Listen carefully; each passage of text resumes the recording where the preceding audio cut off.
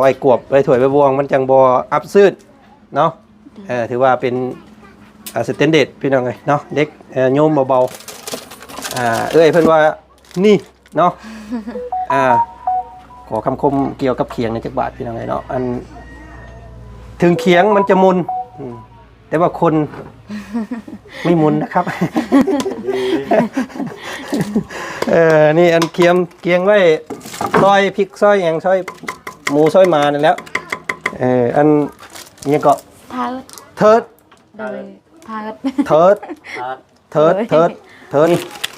มุมนี่เลยนี่เนาะแล้วก็จานเสียบไว้แบบนี้เลยเนาะนี่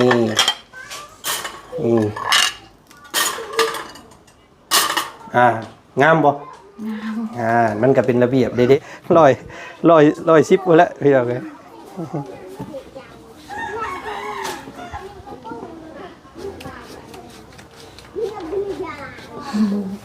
มาจากลายโบราณพี่น้องเอ้ยน้ำลายพอคนจนสิเบิดเนาะเจ๊แล้วเจ๊อีก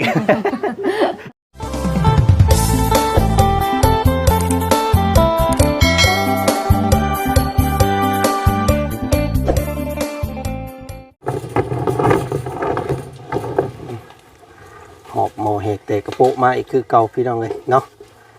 สีเขียวอำลามเป็นมงไหวถ้วยไหวซ้ำบ่สันพี่น้องเลยเนาะทางละไม่เพิ่นว่าอยากมอบให้ทางน้องปลาอีกแล้วนี่พี่น้องเลยเนาะเป็นหิ่งไหวถ้วยไหวจานตัวนี้เนาะทางพี่เพิ่นอยากได้ตัวที่ว่ามันเป็นพลาสติกบางๆแล้วก็เป็นซ่องที่ว่าเก็บถ้วยเก็บบวงนะพี่น้องมันบ่มีบ้านเฮาเนาะเสิร์ชหาในซาด้าเนี่ยมีอยู่พี่น้องเลยแต่บ้านเฮาบ่มีเนาะ มีแต่หน้าเละๆกำๆดำๆคือเก่ามื้อนี้พี่น้องเอ้ยเนาะอดเบิ่งอดชมก่อนเด้อพี่น้องเด้ออย่าพอเบื่อกันได้เอ้าเนาะ กับทักทายสบายดีเด้อพ่อแม่พี่น้องมื้อสุขสุขคนเนาะใส่แว่นตานี่โมเมนต์ว่าใส่ความเท่ได้พี่น้องเอ้ยเนาะใส่เพื่อสังคมเพิ่นพาใส่ว่าซั่นซะกันแดดเนาะพี่น้องเอ้ยมันก็บ่เท่หรอกเนาะขี้ได้คือเก่าพี่น้องเอ้ยเนาะเอ้านี่แหละเนาะนี่ก็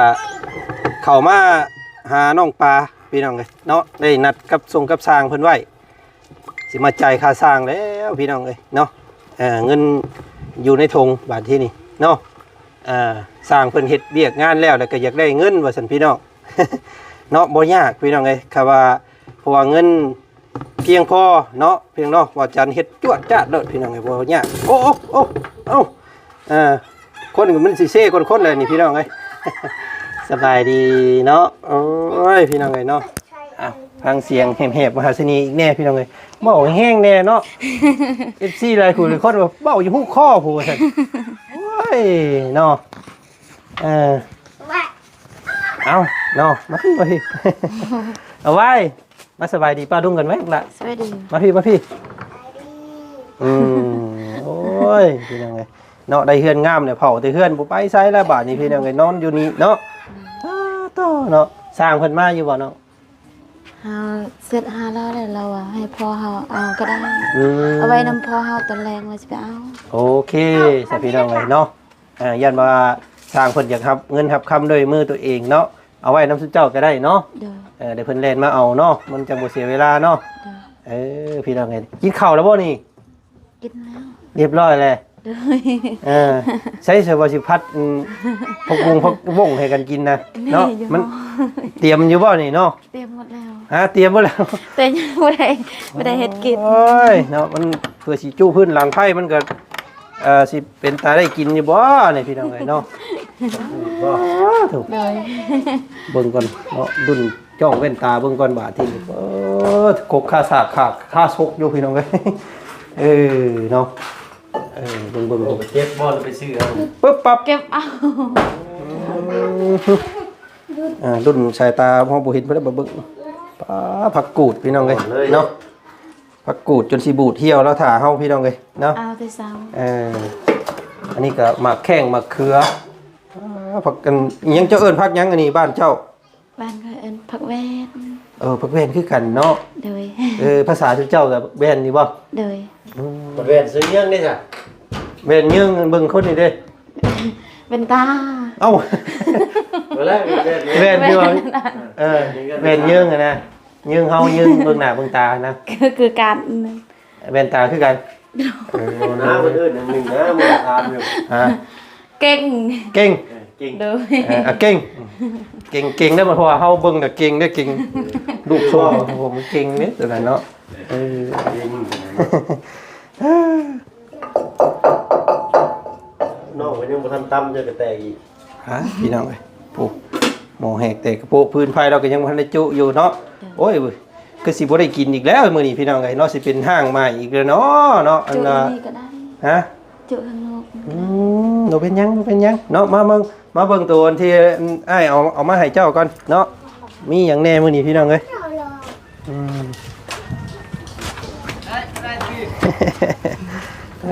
กินหำเล็กน้อยเด้มื้อนี้เนาะ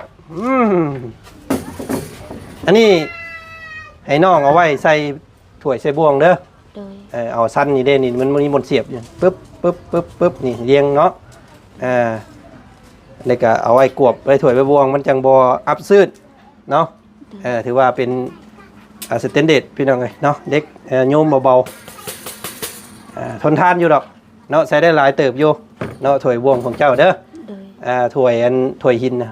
ล้างแล้วกวบปั๊บโดดเนาะ โดย อันนี้โมเมนต์รถน้อยว่าให้น้องเพิ่นขี่แล้วตัวนี้โมเมนต์เด้เด้อ เนาะอันนี้แม่นเนาะตู้นิรภัยตบเอ้ยเพิ่นว่านี่เนาะขอคำคมเกี่ยวกับเขียงในจักบาทพี่น้องไงเนาะอันถึงเขียงมันจะมุนแต่ว่าคนไม่มุนนะครับ นี่อันเคียงไว้ซอยพริกซอยอย่างซอยหมูซอยหมานั่นแล้วเนาะมีเรื่องเกี่ยวกับมะพร้าว อันนี้ก็มีดเด้อน้องหล่ะเด้อเอาไว้เห็ดครัวอันนี้บ้านเจ้าเอิ้นหยัง อาเจ้า อาจง อาเจ้า อาจู โดย อาจู อาเจ้า อาจูพี่น้องไงเนาะอู้หูแล้วนี่บาดเข้าไปนี่พี่น้องเลยเนาะอาจูตัวนี้เด้ คือการ อาจูคือกัน โดย ใหญ่เขาดูยัง อาเจ้าพูด อาจู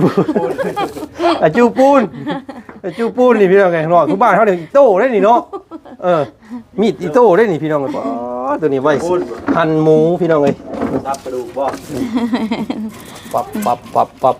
ตัวเนาะเห็นมีดกับเคียงไปสิมันก็ที่เห็นนั่นเนาะประธานอันนี้โมเมนต์เซฟกระทะห้างพี่น้องเลยเนาะโอ้ยมีเวลาได้เนาะอยากให้น้องคนเบิ่งซื้อมาให้2แบบ2อย่างมื้อนี้พี่น้องเนาะนี่ ดูก็ดูยังก็ เคียงนี่ว่าจังไดภาษาเจ้า ทายวัด หอยมาพี่กว่าเนาะบ่เห็นหน้าได้มันบังเลยนี่หอยอันนี้ก็ ทายวัด เทิด โดยทายวัด เทิด ทาน เทิดพี่น้องเทิดเนี่ยคือเคียงเนาะ จู อาเจ้า อันใหญ่ได้จ้ะ อาเจ้าพูด เดี๋ยวพู ปู ด นเนาะอันนี้เนาะใส่ลายแซ่บลายพี่เพิ่นว่าโอ้ยซื้อเป็นนัวไปให้น้องเพิ่นแน่ว่าสิเป็นอะไรเนาะผงชูรสเนาะผงชูรสแท้อย่างว่าตาจองเนาะบ้านเฮาก็นี่ถือว่าได้รับนิยมเป็นของไทยได้พี่น้องเอ้ยเนาะซื้อมาให้2อันเนาะใส่เบิดนี่โอ้ยขนคุเงี้ยๆได้นี่พี่น้องเอ้ยอันนี้เอาไว้เอาไว้กวบอย่างก็เพิ่นมันบ่มีนะแบบเอื้อยเพิ่นอยากได้นะแต่ว่าประจันก็เลยซื้อตัวนี้มาให้เอากวบไว้อันว่าพวกถ้วยบ่วงของเจ้านั่นแหละเจ้าล้างสะอาดแล้วก็เอาไว้นี่แล้วก็กวบไว้มันจังบ่ขี้พุ่นจังบ่เข้าเนาะรักษาความสะอาดเด้อน้องเด้อพี่ทำไมเพิ่นนี่ถือว่าละเอียดอ่อนดีเด้พี่น้องเอ้ยเนาะละเอียดดีๆเนาะเกี่ยวกับใช้ชีวิตเพราะว่าพี่เพิ่นก็เป็นคนสู่ชีวิตคือกันเนาะชีวิตก็อยากคล้ายๆแบบผ่านมาหลายเพิ่นว่านะน้องปลายเนาะ โดย พี่เพิ่นก็เข้าใจผู้หญิงคือกันว่าซั่นซะเนาะเข้าใจน้องปลาเห็นน้องปลาแล้วก็โอ้ยว่าซั่นเนาะพี่น้องเนาะพี่เพิ่นก็อยากต่อเติมสัมภาระให้มันเข้าลงตัวเนาะคือว่าจันว่าในคลิปก่อนนั่นแหละพี่น้องเนาะบ่แม่นว่าเอาแต่กระจุกซอยแต่มุงเดียวเนาะ มันขึ้นอยู่กับผู้ใหญ่เพิ่นแบบผู้ใจดีผู้ใจบุญเพิ่นอยากซอยเนาะอยากมอบให้ครอบครัวนี่เป็นพิเศษเพิ่นสงสารเฮาแหละน้องเนาะ โดย เพิ่นถึกชะตาเจ้าหั่นแหละ โดย เพิ่นจังอยากซอยเนาะครับเพิ่นบ่ถือชะตาเพิ่นบ่ซอยได้คนเฮาเด้เนาะนี่ได้เพิ่นว่าแข่งหยังก็แข่งได้แข่งบุญวาสนาแข่งกันบ่ได้เด้พี่น้องเด้อเนาะหลายคู่หลายคนเฮือนหลังน้อยยกตัวอย่างคือเฮือนน้องวายเนาะเข้าหาแล้วเข้าหาอีกก็บ่ได้จักเทื่อพี่น้องเอ้ยเนาะพวกเฮาก็บ่ฮู้สิซอยเพิ่นแนวใดเนาะเพราะว่าเป็นได้แค่สะพานบุญพี่น้องเอ้ยเนาะเอาอันนี้เก็บไว้นะน้องเด้อเนาะเก็บไว้แล้วก็เอาไปวางเบิ่งอยู่เอามาวางเบิ่งข้างในเบิ่งก่อนเนาะมันสิเข้าแบบเข้าแผนแบบใดเพราะว่านี่พี่น้องมันยังบ่เป็นระเบียบเด้นี่เนาะเจ้าต้องเอาตัวนี้ไว้นี้บาดนี้น้องเอาตัวนี้ออกก่อนบาดนี่พอดีเลยนี่โอ้ยเพิ่นชำเป๊ะเลยพี่น้องเลยนี่มุมนี่เลยนี่เนาะแล้วก็การเสียบไว้แบบนี้เลยเนาะนี่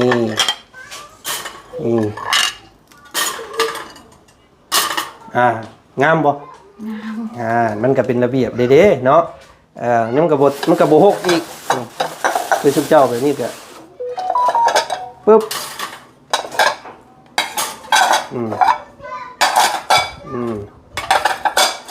เอาพื้นบ่อยากเพียงปานใดเด้อพี่น้องเด้งเด้งนิดนึงได้แล้วหันก็ได้เนาะสะอาดเนาะล้างแล้วก็กวบไว้แบบนี้เด้อแต่ละมื้อเด้อเนาะยังวันยังมีจังมันถึกหลักอนามัยพี่น้องเอ้ยหมอแหกแต่กระโปรงก็ไหม้มาเลยเนาะสมว่าสร้างครอบครัวใหม่ได้นี่พี่น้องเอ้ยอันนี้น้ำบ่โดยนะ โอ้เบิ่งดูปุ๊บเต็มเพเว่พี่น้องเอ้ยเนาะล้างมือได้อยู่บ่ได้เนาะอันน้ำกินบ่คือน้ำยังนี่เนาะน้ำอันล้างผักล้างหญ้าเนาะโดยผักบัวเราได้พี่น้องผักบัวจำลองนี่ฮะประมาณนี้ฮะน้ำอะไรต้องพุ่นเนาะโดยหมูเพื่อนดอกทางหลังบ้านเนาะก็เรียบร้อยพี่น้องได้มื้อนี้มามอบสิ่งของที่จำเป็นในครัวเรือนให้น้องป่าเพิ่นเนาะน้องมาไปไสมื้อนี้น้องมาไปซ่อนไปซ่อนหลายคู่หลายคนบ่เข้าใจได้ไปซ่อนไปยังไปหาซ่อนปูซ่อนปลานะยังไงเนาะไปซ่อนแนวซ่อนอีหยังก็แล้วแต่และอะไรหยังก็ได้เอานั่นเนาะพอได้กินแรงเนาะพี่น้องไปออกมานอกกันโอ้ฮ้อนพี่น้องเลยเนาะหลายคนเพิ่นคอมเมนต์มาอยู่มันอยากทึบโพดว่าซั่นเนาะมันก็ประมาณนี้แหละเนาะกันผ้ากันพ้นพี่น้องไอ้โมเมนต์ว่าเฮ็ดอันเพื่อความรุ่งเรืองเนาะเน้นหนาดีสมบูรณ์แบบบาดที่นี่เนาะพี่มาพี่เนาะมายืนอยู่พี่ก็ได้เดี๋ยวสิจ่ายค่าสร้างให้เนาะพ่อมาพี่เน่ขอโทษเด้อพี่น้องเลยเนาะสงันพอสงันอย่างก็สงันวันไส้เนาะโอ้พี่น้องเลยพอสงันวันไส้เสืออ้ายก็ได้พี่น้องเลยเนาะยังหนุ่มยังน้อยอยู่ได้เราก็ได้มาพี่พ่อมาพี่เดี๋ยวลูกสิจ่ายค่าสร้างไว้น้ำพอได้บ่สบายดีพ่อมานั่งก่อนเนาะเอาเขาของมาให้น้องปลาเพิ่นอีกมื้อนี้เนาะสร้างเพิ่นว่าผักกันค่าสร้างไว้น้ำพอได้อยู่เนาะผู้จักเพิ่นอยู่ว่าซั่นเนาะเดี๋ยวเพิ่นเล่นมาเอาเพราะว่ามันเวลาบ่ตรงกันกับสร้างว่างเนาะช่วงว่างบัดเพิ่นบ่อยู่นะช่วงเพิ่นมาบ่จันไปทางอื่นซั่นนะเนาะพี่น้องเอ้ยเอาเดี๋ยวสิเอาเงินจ่ายไว้น้ำพอพี่น้องเอ้ยเนาะก็เป็นจำนวนเงิน6 ล้านกีบเพราะว่าจ่ายเพิ่นไปแล้ว2 ล้านมื้อก่อนเนาะ6 ล้านกีบพี่น้องเอ้ยแป๊บนึงเนาะเนาะอันนี้เป็นจำนวนเงินของทางพี่ละไมเพิ่นพี่น้องเอ้ยก็ให้พ่อนับเบิ่งก่อนพ่อนี่เป็นแนบ5 ล้านเนาะ5 ล้านนี่มันสิเท่าไหร่นับเบิ่งอยู่พ่อจักใบก็5 ล้านนี่เนาะ50,000 50 ใบอยู่100 ใบเนาะแม่นบ่100 ใบได้เนาะ5 ล้านเด้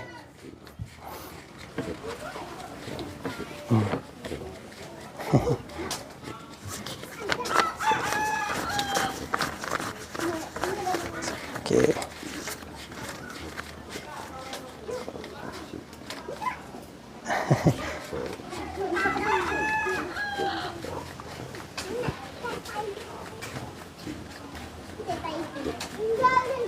ได้50คน แม่นๆครับ ลืมเด้อบัดนี้ 30เนาะเอามันหลายได้พี่ดอกไอ้เงินถ้าตีเป็นเงินบาทนี่ก็6ล้านนี่ก็ประมาณ10,000 บาทเนาะตีเป็นตัวเลขกลมๆประมาณ10,000 บาท6ล้านกีบแต่ว่านับนี่ห่วยพี่น้องเอ้ยเนาะเป็นปึกเลยเด้เนาะถ้าเป็นเงินบาทไทยนี่10ใบเนาะอันนี้เป็น100ใบเด้อพี่น้อง 100 10พุ่นละพี่น้องเอ้ย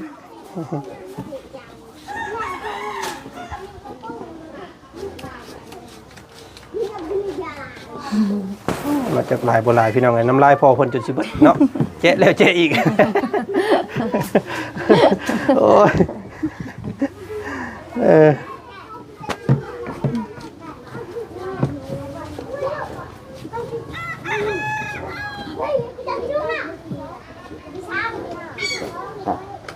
ครบพออัน100 ใบเนาะแล้วก็รวมกับตัวนี้เป็น6ล้านเนาะเอาใส่แนบเดียวกันเลยก็ได้เนาะเอา มัดไว้บ้านนี้มีแต่เอาให้พ่อเพิ่นไว้ใจทางสร้างเพิ่นได้พอเด้อถือว่าเสร็จสิ้นสมบูรณ์บ่มีหยังค้างคากับสร้างบัดพี่น้องไงเนาะรวดเร็วว่องไวเนาะถ้าเงินเพียงพอพี่น้องไงเนาะได้แล้วเนาะ เอาน้องปลานะมาจับเงินน้ำพอเพิ่นแน่เนาะนี่เด้อเนาะถ่ายรูปให้เอื้อยเพิ่นเบิ่งแน่พี่น้องไงเนาะโอเคเนาะเก็บไว้เด้อพอเด้อเนาะเก็บไว้มีแต่ฝากให้ทางตู้พ่อกับน้องปลานี่แหละเนาะใส่ไปพรให้พี่เพิ่นเด้อเนาะเฮือนงามเนาะครบทุกสิ่งทุกอย่างนี่ก็ย้อนพี่เพิ่นต่อเติมเข้ามาเนาะมีมุงดินมุงหัวมุงตุลุมตารางได้คือมื้อนี้ก็ย้อนพี่ละไมพี่ใจดีพี่น้องไงเนาะชื่อเสียงเพิ่นบ่ต้องเว้าเนาะหลายครอบครัวเพิ่นซอยมาพี่น้องไงเนาะหลายคู่หลายคนก็อยากเห็นหน้าเห็นตาเพิ่นโอ้ยงามเด้พี่น้องไงเอ้ยเพิ่นก็ได้ เนาะแม่นบ่น้องปลาพี่น้องเอ้ยเพิ่นจะเป็นคนตรงๆเนาะมีหยังคิดหยังเพิ่นจะเว้ารถเนาะเอาก็เนาะขอบมุกขอบใจทางพี่เพิ่นขอบใจที่อะไรมันที่สวยน้องปลาให้มีเฮือนชาติบ้านช่องให้มีเฮือนมีห้องน้ำแล้วก็มีอันเฮือนครัวโดยโชคดีโชคมานให้ภาวนาให้ร่ำให้รวยความเจ็บอย่าได้ความใครอย่ามี ปรารถนาสิ่งใดให้มันได้สิ่งนั้นนอนดึกได้เงินตื่นมาได้เงินแสนให้คนถือคุยรวยเงินคุณพ่อคุณแม่คุณพระคุณเจ้าคุณของที่ละไมเด้อโดยสาธุเนาะพี่น้องเนาะน้องปลามีหยังเว้าถึงเอ้ยเพิ่นบ่เนาะขอบใจเด้อพี่ละไมที่เฮ็ดเฮือนครัวให้น้องและก็เฮ็ดเฮือนให้น้องขอให้พี่ละไมสุขภาพแข็งแรงเด้อของเจ็บไม่ได้ของใครบ่ให้มีไปใส่มาใส่มีตลอดปลอดภัยให้เทวดาฮักแพงพี่ละไมเด้อสาธุเนาะโอ้ยถือว่าบุญล้นทับน้องเพิ่นก็ว่าแม่นได้พี่น้องไงเนาะมีมื้อนี้ได้เนาะน้องเนาะก็ถือว่าเกินความคาดหมายเนาะเห็นบ่พี่น้องไงเนาะได้พบปะห่างกันมาแล้วก็มีผู้รับผู้ใหญ่เพิ่นมองเห็นอีตนสงสารก็สร้างบ้านสร้างเรือนให้อีกหลังนึงพี่น้องเอ้ยเพื่อให้น้องเพิ่นเป็นแรงบันดาลใจเนาะว่าเฮาบ่มีลูกบ่มีผัวเนาะผัวปะผัวทิ่มก็ยังมีผู้ใจบุญเพิ่นซอยเนาะก็เป็นกำลังใจให้เด้อน้องเด้อเนาะมีแต่ต่อไปก็เนาะพ่อเนาะคือเว้าเนาะพ่อก็เรื่องอนาคตของน้องเพิ่นก็ห้ามเพิ่นบ่ได้คือเก่าเนาะเพิ่นสิฮักสิมักไผก็อยู่ทั้งเพิ่นนั่นแหละเนาะห้ามใจบ่ได้คือเลี้ยงได้แต่เขาเนาะเฮานี่พี่น้องเขื่อนความคิดความวางแผนชีวิตเพิ่นเนี่ยก็เพิ่นสิตัดสินใจเองนั่นแหละว่าซั่นซะเฮ็ดหยังไงเนาะทางประจันก็สิสอนน้องเพิ่นหลายก็บ่ได้พี่น้องกันนำก็ยังบ่เป็นผู้รับผู้ใหญ่ปานใดว่าจังก็ได้เนาะก็ความรู้ก็ซ้ำนี่แหละพี่น้องแต่ว่าก็ผ่านแบบว่าประสบการณ์เนาะไปหลายหลายบอนก็เห็นหลายมาหลายนะพี่น้องเนาะหนึ่งมานี่ก็ฮักกันได้ระยะแบบใกล้ชิดเห็นกันมื้อ2มื้อได้อยากไปนำกันโลดนะเนาะตัวนั้นน่ะมันยังเบิ่งใจกันบ่ได้เนี่ยนะเฮาต้องศึกษาดูใจเบิ่งเพิ่นรับครอบครัวเฮาได้บ่เนาะรับลูกเฮาได้บ่นะพี่น้องเนาะ คือพอเนี่ยบ่ให้เอาพัวแล้วคือพอให้เลี้ยงลูก เอ้า เพิ่นว่าเฮือนก็มีแล้วมีผู้ฮักผู้แพงก็คือว่าแล้วไปอยู่ทางที่ อืม บ่ให้ไปอยู่อีกเฮือนผัว เนาะคำว่าเอาผัวก็อยากให้มาพี่เนาะพ่อเนาะ เฮือนก็มีแล้วดินบนสิเฮ็ดก็มีพอเอาให้บ่เป็นหยัง มันจึงบ่ลำบากทั้งผัวอีกน้องปลาเอ้ยเนาะ โดย จะเอาบนอื่นไปน้อยก็ทุกข์ลูกก็ทุกข์พ่ออีก อืม คือว่าแล้วแต่ละในระยะนี่ทุกข์หลายเทื่อหลายที อืม เจ็บกายอายหนาวก็มันพอไปได้แน่นใส่ทางพุ่นก็เขาบ่ได้เบิ่งบ่แยง อืม คือว่าแล้วก็ตายลูกเฮาเขาก็เอาเมียใหม่ อืม เฮาก็เลี้ยงมาแล้ว อืม สิได้ดูอันนี้เป็นอย่างนั้นแต่ลูกบ่แพงก็ชุดแลแต่ลูกบ่พังก็ชุดแลแต่ลูกจิตใจของลูก อืมห้ามเพิ่นบ่ได้เนาะ บ่ให้เอาแล้วเอาแล้วมาอยู่พี่ เออ ให้ผัวมาอยู่พี่ได้สิเป็นหยัง น้องปลาตกใจว่ำด้วยเมื่อกี้นี้ว่าบ่ให้เอาผัวพี่ละ เนาะให้เอาอยู่เนาะพ่อเนาะแต่ว่าอยากให้ลูกผัวน่ะมาตั้งรักอยู่พี่เนาะเฮือนซานเพิ่นก็เฮ็ดให้เด้ซ้ำกับแบบว่ามาแล้วอยู่พร้อมอยู่เลยนะพี่น้องเอ้ยเนาะพอมาสร้างมาสานั่นแหละมาหักมาสามาดูแลน้ำกันเฮือนซานเนาะพ่อเนาะเพิ่นเฮ็ดให้งามออกตองเลยพี่น้องเอ้ยมาทุบมามั่งมาเพกอะบ่แม่นอีกตัวนั้นก็ได้เนาะ โอ้ยเขาละว่าเอาผัวนี่มันจักมางก็พอบ่ให้มางอยู่แล้ว บ่ได้แล้วตัวนี้พี่น้องไงเนาะเพิ่นสร้างให้ซ้ำนี่แหละโอ้เป็นมูลนรกเฮาเลยก็ว่าได้เนาะรุ่นลูกรุ่นหลานไว้อยู่ไว้ซนไว้เซาเฮือนหลังหนึงโอ้ยเบิดหลายได้เฮือนหลังนี้ก็เนาะรวมแล้วนี่เกือบ140,000-150,000พุ่นเลยพี่น้องเอ้ยเนาะรวมเบิดเนาะทางพี่ละมุงละไม้เพิ่นต่อเติมมาเพิ่มอีกโอ้แสนปลายพุ่นแล้วนี่พี่น้องเอ้ยเนาะเงินแสนบ่เห็นง่ายๆเด้เนาะพ่อเนาะ คือน้ำนี่ครับเพิ่นไปเบิกมือวานนี่ครับเพิ่นว่าคือว่าเจาะบ่ได้แล้วล่ะจักน้อยเลยบ่มีลบ มันต้องใส่จักรใหญ่ โดย จักรใหญ่ก็คือว่าแล้วพี่น้อง บ่จัดหาอีกแล้วบ่มีไผจะไปหา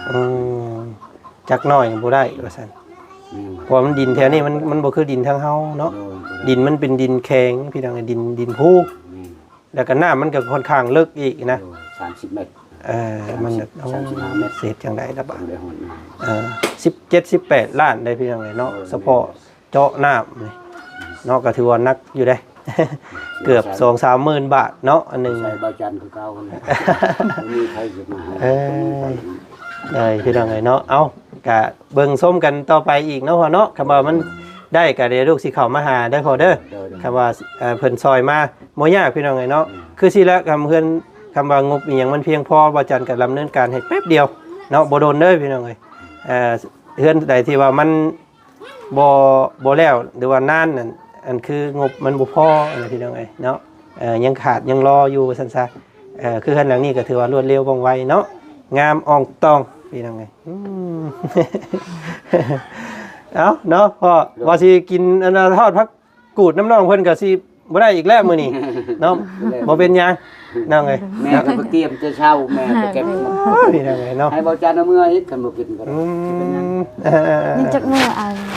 พังเบิ่งมื้ออื่นเช้าสิแดนมื้ออยู่เนาะพังเบิ่งมื้ออื่น สิไป ก็ เกิด เอาตัวเรา บ่เป็นหยังดอกสิเที่ยวไปเที่ยวมาเรื่อยอยู่บัดมื้อหน้ามื้อนั้นก็ได้โอกาสเหมาะๆก็ได้น้องทักหาก็ได้เนาะว่าอ้ายสิมาเบะบ่เด้อจังหาไว้ก็ได้ยันว่ามันเน่ามันเสียซื่อๆเนาะยันมันบ่ได้กลับง่ายนะทางเฮาก็ได้ หลายแน่แล้วแม่ไปหามักแข่งมักยังในครบ โอ้พี่น้องเนาะถึงป่าของดงเพิ่นเนาะเอาเนาะโอเคสะพ่อไปป้าก่อนเถอะเด้อบัดนี้เด้อเนาะอยู่ดีมีแฮงเด้อพ่อเด้อเนาะมีแต่นี่แหละเบิ่งแย่งต่อไปเด้อพ่อเด้อเนาะให้อย่าให้มันลามมันลงพี่น้องให้มันใหม่ไปหน้าและ สมกับผู้ใหญ่เพิ่นมอบหมายเนาะเพิ่นฮักเพิ่นแพงเฮาก็ทนุถนอมเอาพี่น้องได้มันสิอยู่นำเฮานั่นโดนเนาะคือเพิ่นว่าหั่นแหละพี่น้องเอ้ยเนาะไปเสน้องปลาลาก่อนเนาะสบายดีน้องปลาเด้อไปเปาะจุไหนเอ้ยโมเมนต์อันนั้นจุลงเนาะแม่นบ่มือ